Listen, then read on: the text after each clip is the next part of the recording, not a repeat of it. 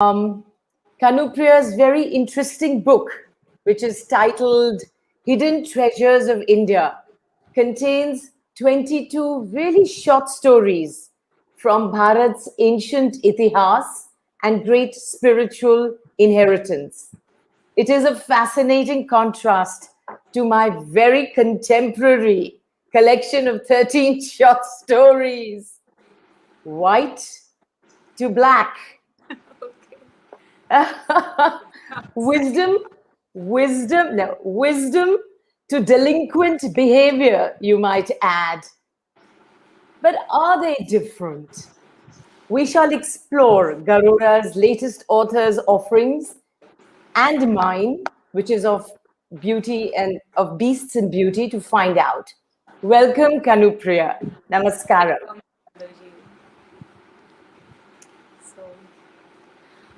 I would like to introduce Bindu ji. She doesn't need an introduction, but I'm taking this honor. She has been a part of Bennett Coleman's management team, and she has earlier owned a publishing house with her own family and managed it so successfully. And she is a practitioner of Sambhavi Mahamudra since years. And this Beauty and Beast is one like her debut as an author, and it is like highly acclaimed. Has 13 very crisp stories. This is what I like. Like, you know, in current generation, readers lose focus quite instantly. So putting it, covering in the entire plot and, you know, making sure you're not missing out and still not beating about the bush is very crucial. So even though these stories are very crisp, she has attended to some of the minutest details which we at times overlook or miss out on. So you found that the stories were something you could relate to? They were yes, at times they were relatable. At times they made me think, like, you know, are these sort of things actually happening around us? And somewhere maybe we are a part of it, somewhere we are ignoring it and not helping out the victims, or in a way the people who are going through those tribulations. So, but then I liked your observation, and the first question which arose in my mind was like, have you known these characters in person, or is it something you have heard of, listened, like, you know, from other people and then weaved a tale around that? So is it your personals, like something which you have experienced firsthand, or is it from what you see and hear from others? Right. So many of these stories are based on the germ of a story from real life around me. And Mumbai, with its, you know, vertical living, seals you off from your neighbor. At the same time, it leaves you to imagine what might be going on inside. So many of these stories are set in Mumbai. Mumbai provides perfect material for a story, which is why maybe the Hindi film industry is set there. I mean, there are people from all over the country who are making films there, but perhaps that vertical living allows for an imagination which is beyond what is everyday. But it is everyday. So, yeah, so these inspiration for stories are all around me. In the lore of Jim Corbett, some of them are set in the, you know, jungles of Uttarakhand, or the sight of a leopard in Rajasthan in a temple, or the hobo in Carter Road, the dying of a parent, grief at the state of sculpting in my country. So, or anger at sneering articles on India. You know, if you want to write, the material is inexhaustible. And as a writer, I interact with the world around me and I draw inspiration from it. But at the end of the day, these are fiction. There is reality that it's been embroidered on to make it, well, that's the story. Whereas you, in your story, they're a totally different genre. Yes. And your preface lays down your intent. You've said that Sanatan Dharma says that sound never dies. It merely transforms to another form. And the Vedas are made of eternal vibrations downloaded by the saints, Yes. and they're timeless, surpassing the illusion of creation and destruction. So, from the Puranas, which you've called simplified Vedas, these stories have been abstracted by you, they've been selected by you. And the idea, I think, is to pass on the deeper meanings of these stories, because these stories are very, very dense. They're not easy to understand. But what are these meanings and what is their relevance to our world, Kanupriya? Would you share that with us? So first thing about these Puranas is like, as you said, they are downloaded. They were like, seers saw it, and most of these epics like Mahabharata and Sri Ramcharitmanas, as written by Srimad Valmiki ji, is like as it happened. It is an itihas. It is not something like you conceived and you imagined and like just wrote it out of your own creativity. Yes, it has creativity the way it has been presented, but the facts are not creative. And then, there are certain things which are metaphorically described. Like when we see 10 heads, I have also written, we also like, the Shera is coming. It's like very near, one of the closest festival after Navratri. So we always have that effigy with 10 heads. That's the literal translation. If you go on a subtle layer, you would know that it meant that he was as brilliant or as capable as the 10 most brilliant people alive on the planet, in the cosmos at that time. So, the more you read these scriptures, you'll always get something new. They are very subtle. Like, to our capacity, to our level of understanding, we always find something to, like, gain from it, to imbibe in our life. And my purpose for writing this story is to give people an access. Not everybody can read Puranas because they are so lengthy. Sometimes the language is barrier, sometimes the accessibility is barrier. So like making it far reaching, so like the young generations, the contemporary people, they can connect to these stories and be inquisitive to know about our own heritage and culture. This is my perspective when I write these stories, so that you can bond from with your land, with your roots in a better way. So, that, of course, is a very noble objective. Now, the fact is that you've written these stories in English. So these stories are obviously going to be read by people who might or might not. They might or they might not have had these stories recited to them as younger people. It's like you've written in your, preface.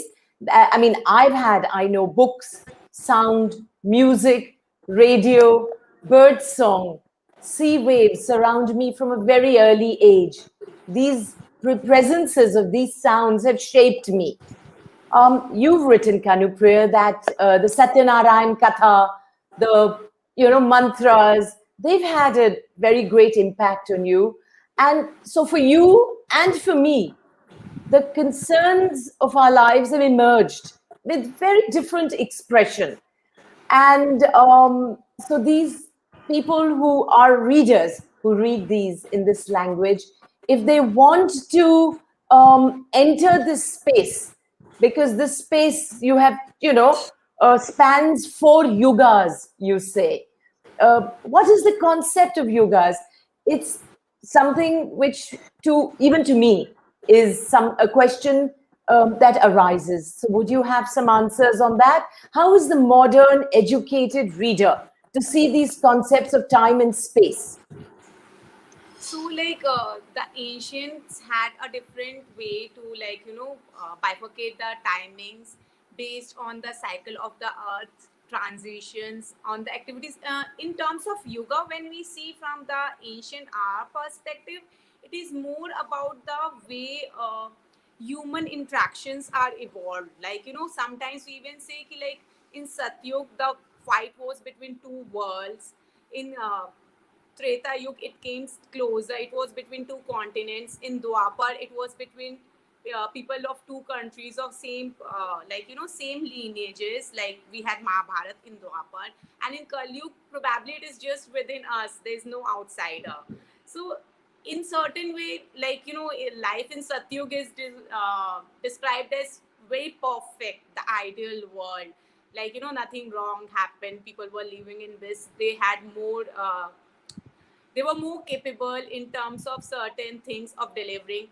While in Kalyug, as we come down, there's nothing like better or worse. The accessibility is high. The small the small things, the small efforts give bigger results, because in the accessibility and the powers have reduced over the yugas, and time cycles. It's like. In terms of the earth years and planetary movements, in those terms it is described.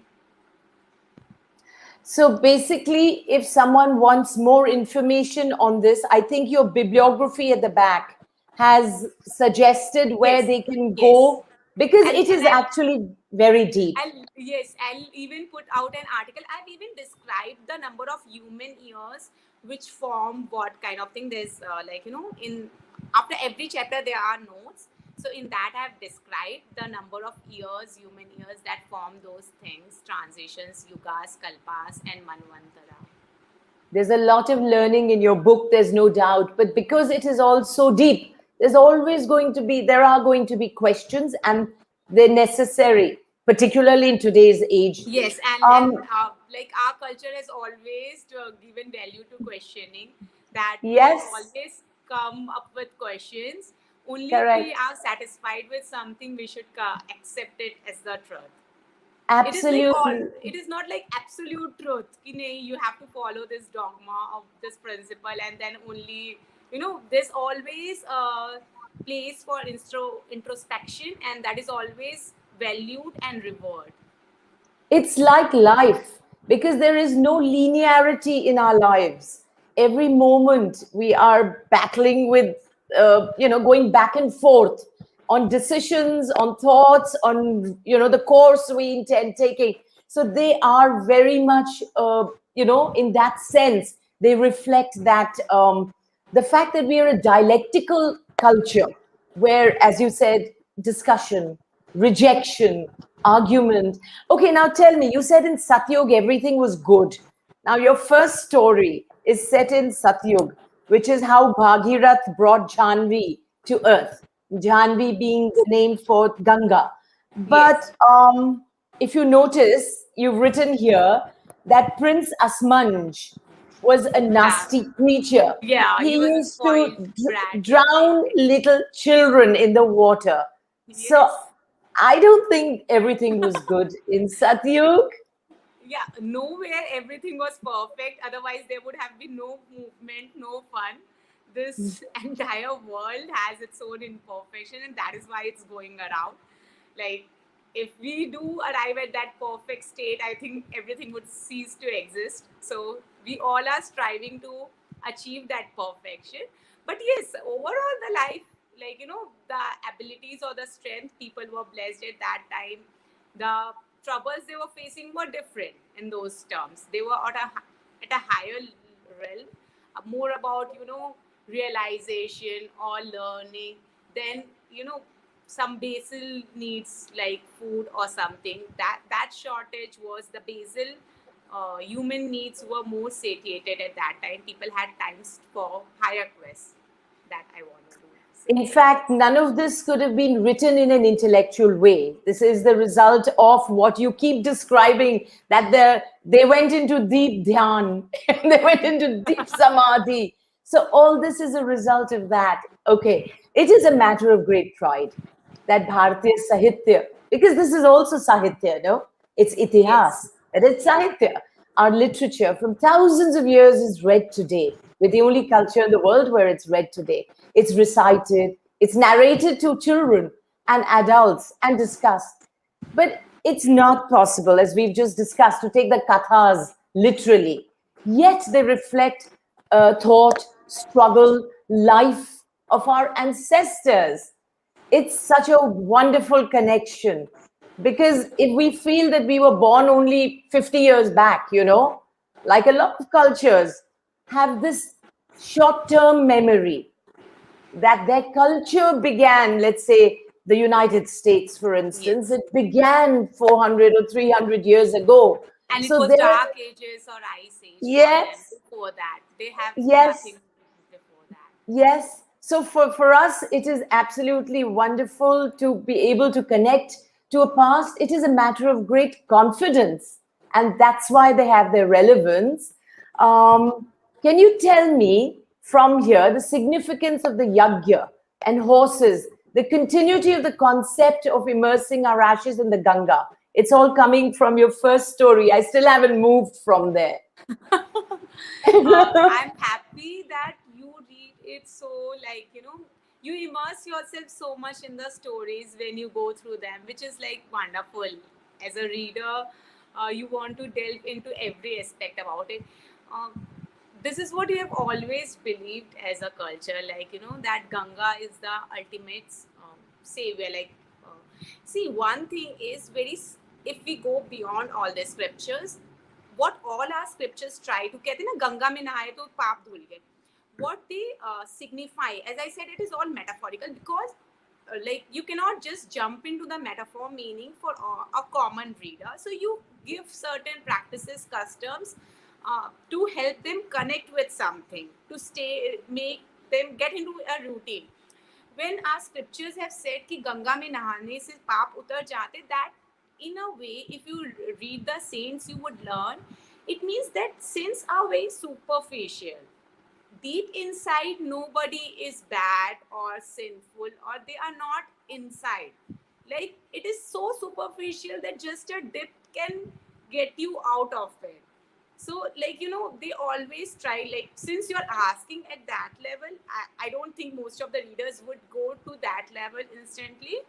uh, they always try to tell us that we are beautiful, good, happy. This is what we are intrinsically by nature. And if something bad has happened or something wrong has happened, we have to walk the correct path in future. But that does not mean we should like, just stay in regret or guilt. When they say you can take a dip and be rid of your sins, or you can visit this Tirath Yatra and be free of it, it means that this is so superficial. This is not you.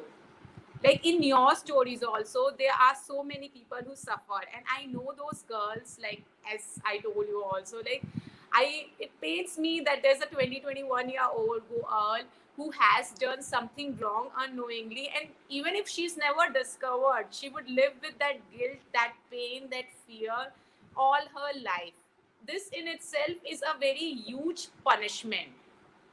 What our scriptures talk about when they say that Ganga relieves you, it is a very pious river. It is about us having faith in the nature, because the nature has been very instrumental in our survival, in the comforts, in to make our life happier and better, and in knowing that everything wrong, which is not correct, which does not give you pleasure or joy, is not permanent.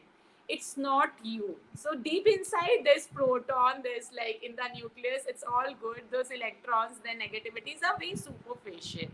And not everybody was this deeply enlightened. So the seers formed certain practices that if you do this, you'll be relieved of these, this. And when you take that journey, when you go through those processes, you somewhere review yourself. You know where you've gone wrong, where you have been right. You know what you have to correct in the future. So this is the significance when they say Ganga relieves you of your sin, or for that matter, if when you die in Kashi, you're freed of all your mortal bondages. So, like, if you connect it that way, Kashi is your Agya Chakra. That's not exactly a place on earth, that's a place in your body. So, like, if you just want to keep peeling it, there are many layers to it. Whichever Yes, layer you are on, yes, yes. it's a Very happy interesting. place. Very interesting that you referred to my story, which is Ha Mela Ahe, he's dead. In Yes. that there is an act which happens in which the character, I'll just read that line to you and then I'll Yes. take off from there. It's about Moshimi. She lives on the 7th floor of a building where something pretty terrible Just happens. Yeah, this was the end climax. Yes, so she believes that she has done something wrong and that she is suffering. So I'll just read that little bit. Moshmi of the 7th, in the meanwhile, went into therapy a few days later and was handed further prescriptions for anxiety, sleeplessness, and nightmares. Her bouts of weeping continued. She chose a therapist at the other end of town, finally moving out of the building altogether. She learned that she could only stay calm by fortifying herself with drugs. Not a soul, not a therapist or best friend ever learned of her secret. So I think what you are saying is that if Moshami of my story were to depend not just on drugs or therapist, and she instead chose to engage with the spiritual life of her country and seek some sort of relief in understanding what had happened. She could, to that extent, free herself of the guilt of which she will otherwise, as you said, carry with her all through her life. It will scar her. So, in that sense, The Hidden Treasures of India, that is your book, seems to have some answers for the beasts and beauties in my book. That's really interesting. In fact, for even the first story, I felt for that girl. She had to I liked it that you have put the protagonist in a scenario where they are not actually culprits. Somewhere they are victims, and even when they are free of the trouble, imminent dangers also at times, there's something which is going to stay with them forever. They'll never be out of those clutches. And Yes. they have been innocent people with no wrong intentions, Yes. with no wrong desires, also no wrong pursuits. Still, they ended up in being in a wrong place at the wrong time. And probably that's what the life is about.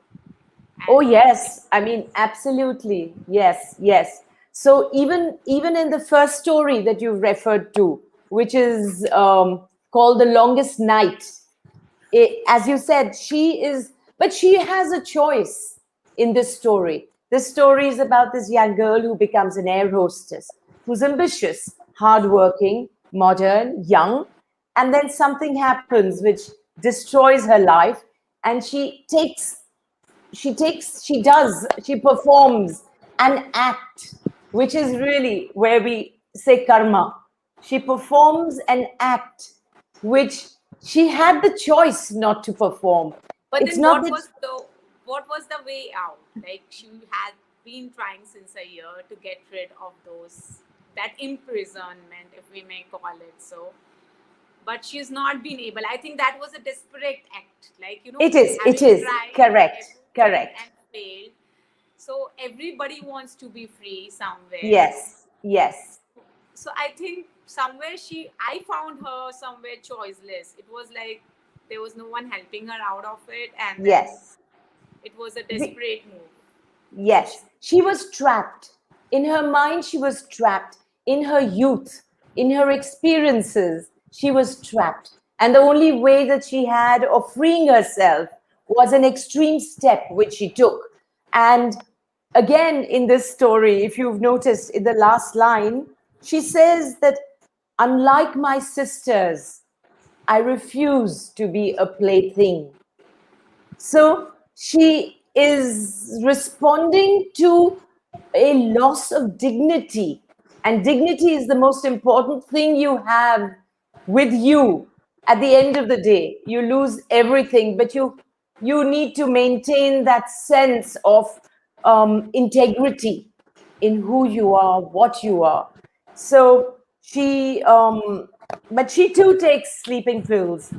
And I think she should read your book. I think everybody should read my book as well as yours. So no, you know where you can end up being the if sometimes a small decision goes wrong. And I think at certain places people didn't have that good sense. For that good sense, Yes. and Yes. everybody should feel blessed to come from a heritage where we have an access to spiritual knowledge.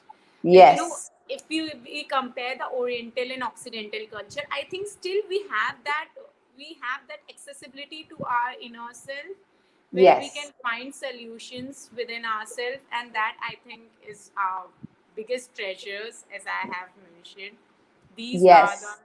real gems which everybody should aspire to possess.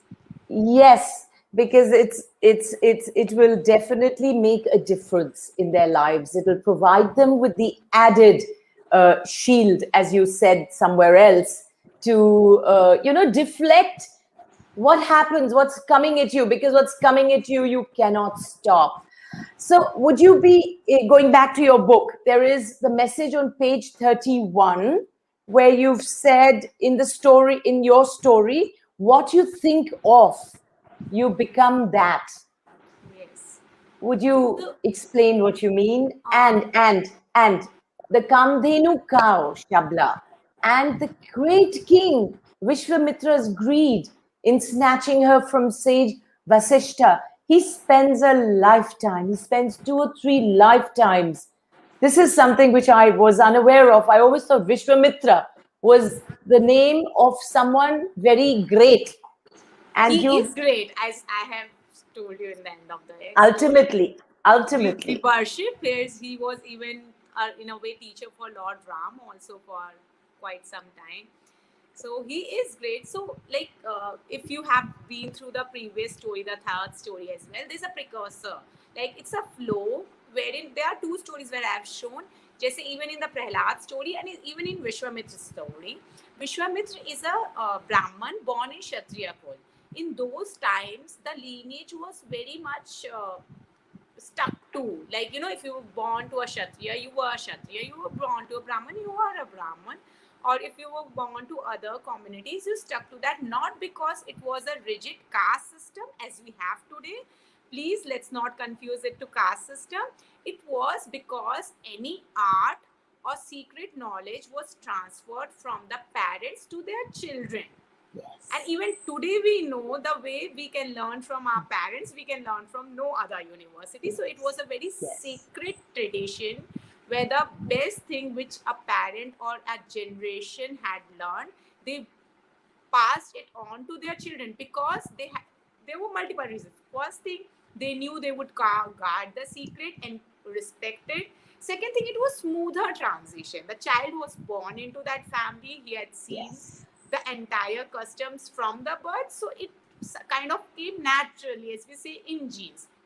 Now, this deviation is massive, of Parshuram being a warrior from a Brahman clan, of Vishwamitra being such a great Brahma Rishi from a Kshatriya clan. So, the precursor story tells of the seed, the acts their mothers performed out of their wit, good intentions, which went wrong sometimes. And then, so that seed tells us, like, when we have a seed of something, then only certain circumstances arise for that seed to get a fertile ground to sprout. So the seed was there in the womb of Vishwamitra becoming a Brahman ultimately, because he had that potency when, his mother conceived. Now, this is the flow of this in itself is an independent story telling you sometimes we are obsessed with a thought, like it might be a good, it yes, might be bad. This is a story which tells our obsessions, our thoughts can lead us to our destiny. So, in a way, Vishwamitra was obsessed with someone really good, someone really intelligent, enlightened, sage Vashisht. So, ultimately, even through the wrong paths, he ended up becoming him. Like, the last scene, if you have read, he was hiding in bushes in his desperation. He wanted to kill Vashishta. And when he heard those conversation, he was touched. He, like, after all that I have done, having killed all his sons, destroyed his ashrams, this is what he thinks of me. But then that journey is a story.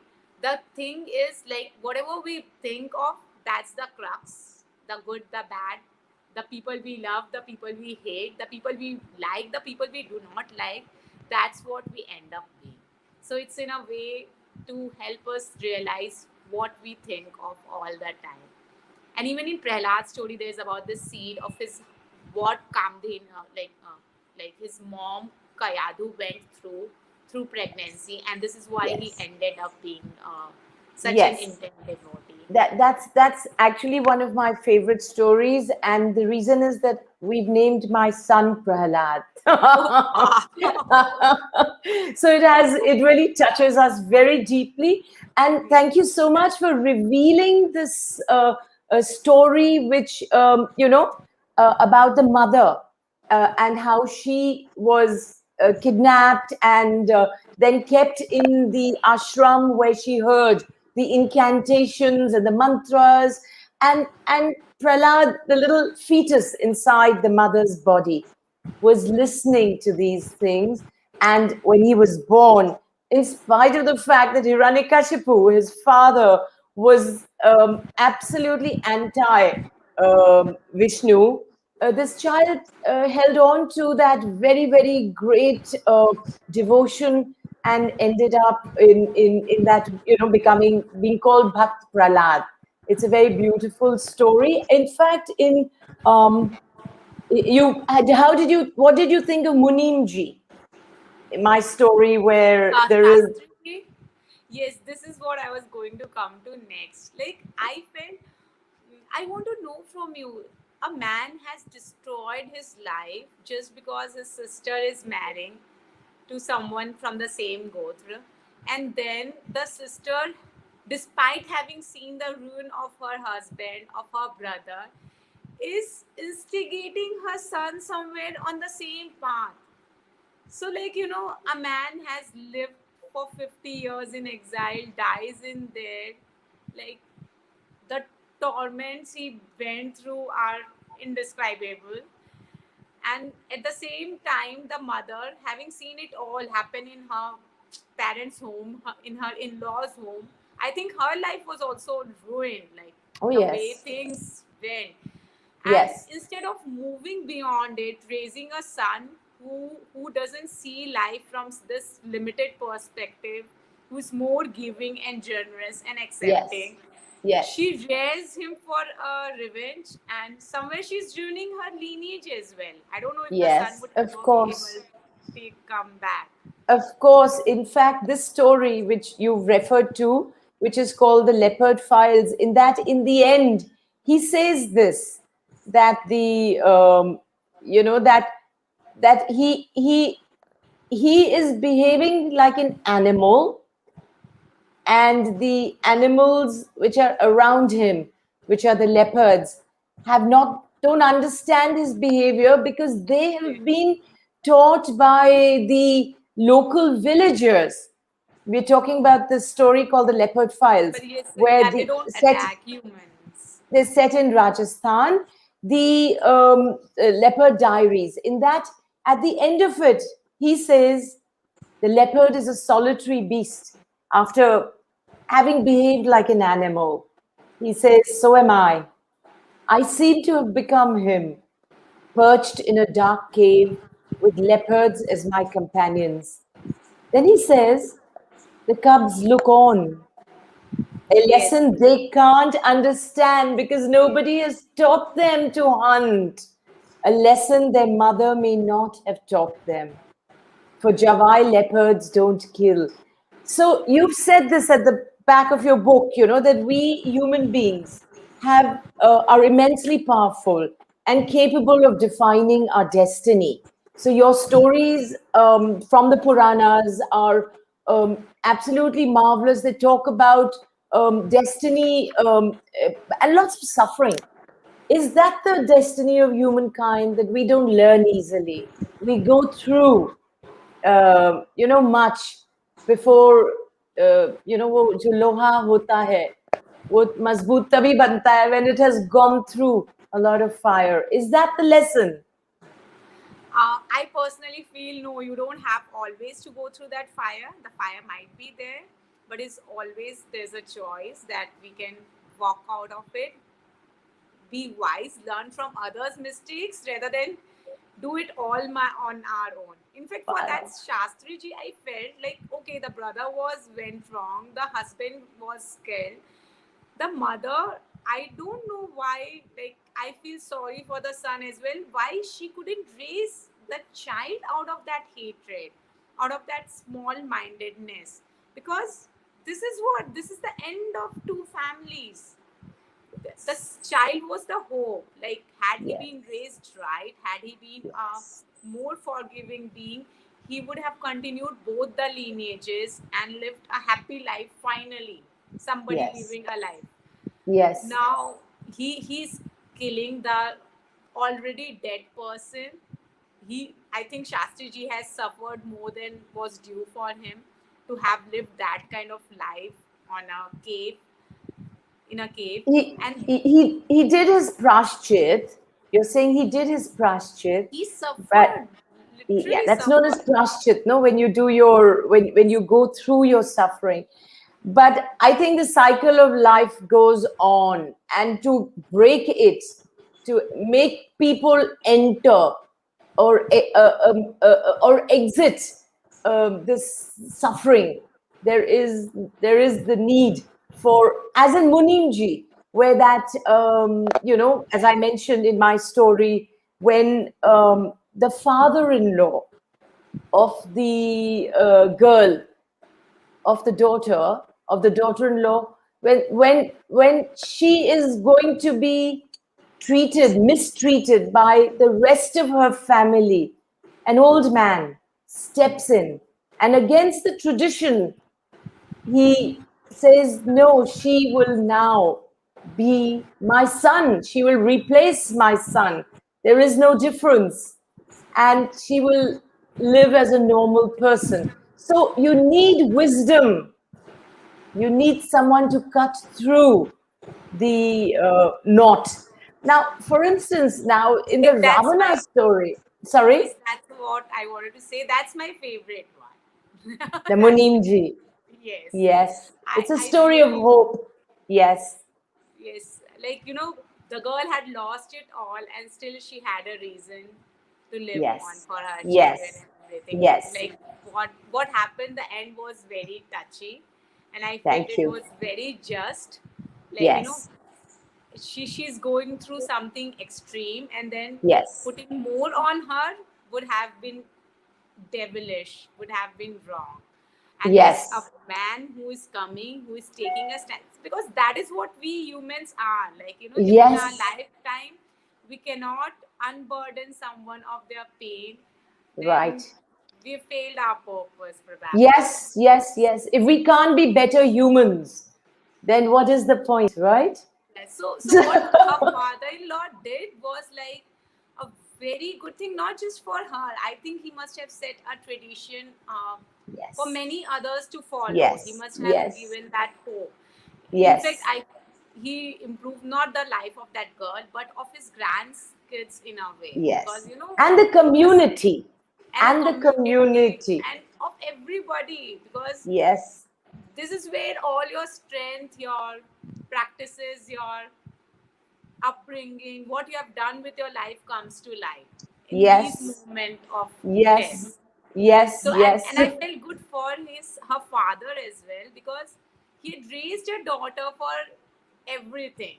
But then everything else would have failed had her father-in-law not taken that one stance. Correct. Like, all the learning, all the efforts of her husband, of her parents, they would have been futile without that one support.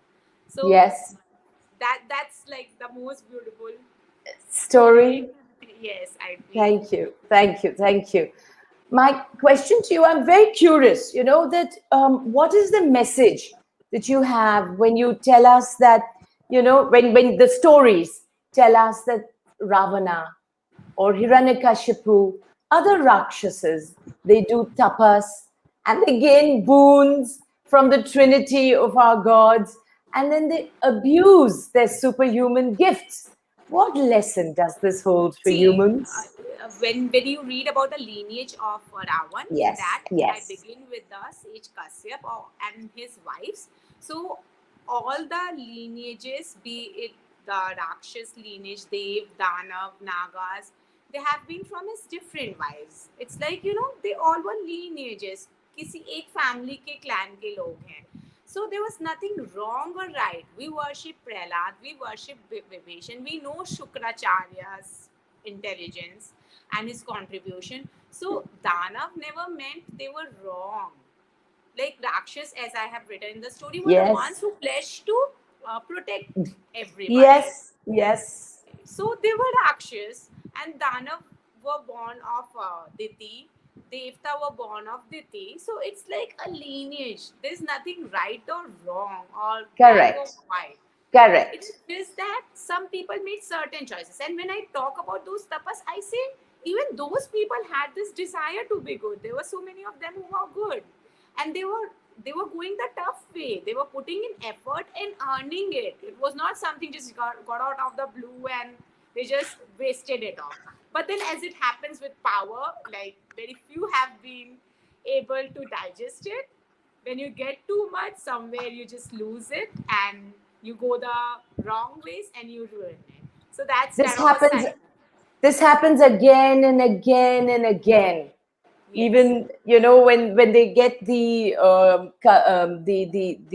cow of plenty, for instance, in your story, Kamdhenu, when she's stolen, Sabla, right? That's the Yes. cow of Daughter plenty. of Kamdani. Yeah, but Yes. she couldn't be stolen. Uh, Vishwamitra was trying desperately, but Vashish did not give in. but at every moment when greed overcomes any of them, any of us, we end up taking wrong steps. Such a great lesson. I mean, it's like in my story where Dr. Moitra, Requiem for Dr. Moitra, um, he decides to have more, physical relationships than are actually due to him. Because there is something due to us in our life. And the result of that was very unfortunate. So it's reflected in different characters in my stories as well. I found your explanation for the word Ravana and where it came from in your story fascinating. All these years, and I did not know that Ravana means the one who cries out loud Yes, and the one who makes others cry. and who Rudan's makes. Ravan. Rudan,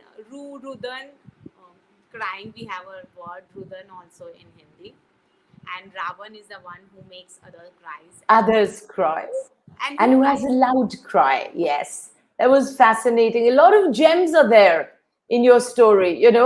I learned, for instance, that the meaning of Hanuman and the how one with broken yes, jaw. the broken jaw and how that came about. So these are fascinating little tidbits which are hiding in your stories, which people, even parents, or not necessarily young people, even older people may not be aware of. So this is very, very nice. I loved the story of Kaushalya Rani and her gift to Janaki, Rama's wife. That story, would you tell us about it? So, like, we know of the Muh Dikhai tradition. Like, in Uh-huh. those days, the women folk never went for the marriages. Only the male Yes, went, male members of the family, because they used to be far off. You went to the bride's place, you would marry your children, and then you'll yes, get the bride and the groom and everyone, the entire entourage. So correct. when they saw the bride, like, there was no photographs. If you see it that way, there were no ways, like, few sketches would be there. That was Correct. great. and these girls used to be usually very young, like, hardly in their teens. So when the brides came, the women folk would lift the veil and see the face for the first time, and they would give something. So, like, Yes. this is a folklore. This is not listed in any of the Oh, it's not scriptures. there in Valmiki's Ramayana. No, it is not there in Valmiki Ramayana. This Oh, one and all right. Bharat's devotion is also a folklore. Logatha Oh, is I what we call see. it. Okay, okay. Yes. That too is very moving, very moving. Yes. So these you won't find in the scriptures per se, but you will see in the traditional cultures in certain communities having been passed on. So, like, everybody is gifting, and this Kanak Bhavan having been gifted to Sita ji, we still know Ayodhya mein Kanak Bhavan unhi ka hai. If you go there, Acha. if you visit in Ayodhya, so it's still, Okay. and there's still jhaki happening, and everybody Okay. knows कि Kanak Bhavan to Sita ji ko मुंह दिखाई में मिला था. Like, you can go Acha. there in Ayodhya, yeah. So Okay. this entire, so, like, as a mother, she introspects herself, like, what is the best I can give to my daughter? And I've written daughter in love, not daughter in law. That's a very nice deviation from the English translation. Daughter in love. In We love. got, Okay. yeah. So Uh, it's not legal. It's out of love. yes. Yes. Yeah. So, like, she introspects herself. What is Yes. the best? All the other mothers have given what was most precious to them, like, the Yes. Kanak Yes. Bhavan, the Chudamani. So Yes. that's the answer. Like, she Yes. realizes there's nothing mortal or perishable that would do justice to this Yes. moment. And then Yes. when she saw Sita ji, she knew she can have what is dearest to her. She Yes. was truly deserving of it. Yes. Yes. So, like, So sorry, go on. Yes. so when you hear it in the local languages, there's very, like, nice line ki, like, मुंह दिखाई में मुझे मुक्ति दे. So, like, usually, the women, the daughter-in-law bends to her mother-in-law, she takes the blessing. So she's like, you take my dusky son, Shamle ko le lo, and then you give me, highest, because everybody knew she's the goddess. कि बस मुझे मुक्ति दे दो from the mortal thing, from the transient world, from everything. So that's very subtle. So now, not all of us can be Kaushalya, not all of us are Sita or Janki, but the inspiration that the reader will draw from these absolutely charming folk tales will, if they take it into their hearts, will affect the way they treat each other and the rest of their families. So this book, it has actually got certain, I would say, moral dimension. I don't like to use the word moral easily because it can come into your life in the most easy way possible. If you hold these ideals to you. That I love the story of Jatayu's death and how he was. I wasn't aware of this story. Is this from the Ramayana? Yes. So it is there in both the scriptures. It's there in Valmiki Ramayana. It's there in Sri Ramcharitmanas. That Very, Sri very Ram beautiful. performed his last rites. So, like, this particular shlok which I picked up is from Sri Yeah. Ramcharitmanas, because he said this thing. I've elaborated that shloka in my own words, but then the basic point was, he told Sri Ram, said Jatayu ko for once, ki, like, tat matlab father, you just hold on to your breath, I'll revive you in that language. And then Jatayu was no, I don't want anything more. This is the highest anybody can aspire for, and I'm having it. I'm dying in your lap. Like, people just want to have your memory in their heart, and I am in your lap. I can see you. So this is it. This is where I want to let it end. And then the Lord says that you have earned it. Whatever you get, Yes. it is not like I am gifting it to you. Like, if you're getting anything higher, it Correct. is you have earned because of your kindness, of your selflessness. It's the magnificence of these thoughts where the animals, birds, everything in creation is integrated, is brought into our world and taken to the highest level possible. It's so inspiring, which is it is a signature of our great culture, that we have personified everything in creation, and that was very, very beautiful. Have you read this story, which is set on the banks of the Ganga in my book? And what do you think of it, The River of Honey? The River of Honey. Yes, I've read all the stories. I just finished it off. The moment I picked up the book, it was so gripping, I could not let it down. This Yes, is, yes, and yes. yeah, and it is like it gives you goosebumps that the child sitting so far across the continents experiences like to every minutest details what actually happened to her mother. So this is where we transcend the realms, the times, everything. There's no border, there's no separation of time, distance, anything. She could see it with her bare eyes what her mother was going through. See, that the connection was so deep. Like when we say that, the connection is beyond all these realms, and this is all relative world. Can you elaborate from what perspective you wrote this one? Ah, so this was actually the result of, if you've noticed, I've dedicated the books to Amma and Mama. And Amma is was my mother-in-law, and Mama was my mother. So this story is actually response to an event that happened, since you did ask at the beginning. This is the story which is closest to me in that sense, where I've experienced it. Because when my mother-in-law was lying unwell, I was grieving for her. It was could do nothing. I actually had a dream in which she was being taken away, and in the identical way that I have portrayed it. And when I woke up from the dream, most dreams we forget, but I remembered the dream because it was broken sleep. And then I told the friend who'd called about it. So the details were very clear. Normally, dreams tend to get forgotten. And when and my grieving stopped after that, because somewhere, and this was months before she passed away, it had entered me that this was the truth, and this was to happen. And, that's where it was going to go. So I'm glad you liked the story. You know, I think we are running out of time. We have a couple of more minutes. And I'd like to say that on page 78 of your book, where you have said a very profound thought, very, very profound thought about the reserves of virtues running out.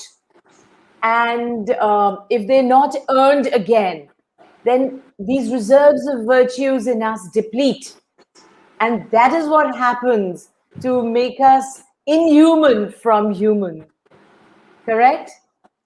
And then when sin overwhelms the earth, we have people or gods who step in to save us. It happens every day, right, in our lives?